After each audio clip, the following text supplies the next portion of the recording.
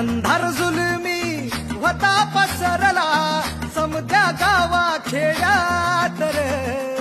सौराजाचा सुरव्या उगवला हे तत्काळी ही रात रे वाऱ्याच्या येगानी